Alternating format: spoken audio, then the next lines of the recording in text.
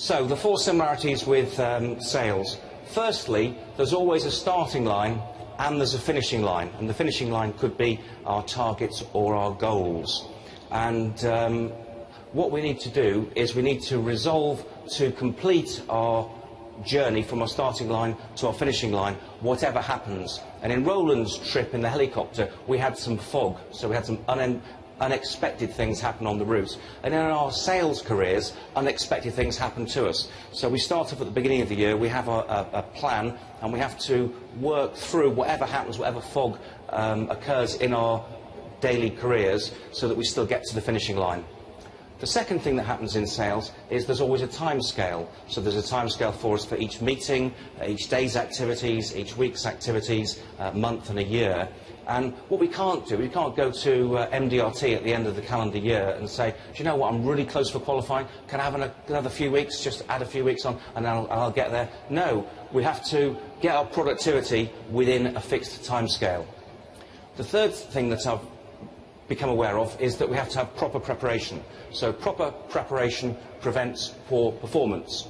And in order to be well prepared, what we need to do is the best that we can be ourselves. We have to have advisor skills. We have to be sharp on our saw and be as good as we can be as individuals. And to do that, we should attend courses, we should read and study so that we stay current in the areas that we're advising on. And if we're in a marketplace which has got qualifications, then take the exams, get the professionalism so that we've got the credibility to have the respect of our clients. We should obviously maximise the use of technology and wherever possible adopt and adapt business processes so we have structure to what we do. And all of these things can be received and delivered by MDRT. MDRT is really good at helping us be prepared to be the best advisors or best pilots that we can be. The fourth reflection I've got, which is perhaps the most important, is that we should share the plan. If we've got goals or targets and we keep them to ourselves, then we are not accountable. And what's really important is to share our plan with somebody to make us accountable, but to share our plan with a trusted source. Because I think there's far too many people out there who will tell us what we can't do and don't have confidence in us and will tell us that we're not good enough. So let's find somebody that will support us, that will encourage us, and to encourage means to give courage.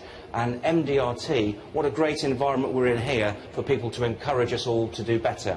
And even better than that, the MDRT have a specific programme of mentoring where they'll train you to help other people and to be trained. So engage and embrace the mentoring programme and only share your plan with trusted people who will support you.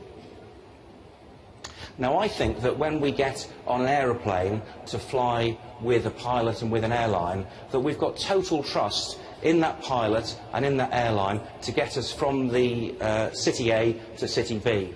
I think there's a predictable process. We know how to buy a ticket, we know how to go through security, we know how to get on the aeroplane, we know what to expect on the aeroplane, and we know what happens when we get off the other end. And if it wasn't predictable, if we had surprises, I think we'd become a little bit unsettled by that. And so if we turn that back to our own businesses, do we have predictable processes in our business? And if we do we tell our clients what they are so that they know what to expect? So in sharing our processes with our clients, we can then deliver a consistent experience which will give our clients a lot more confidence. What they don't want is any surprises. We want to be able to have an efficient process that we run. Now, what we need to be minded of is that we're being judged all the time. Everything that we do is being measured and judged.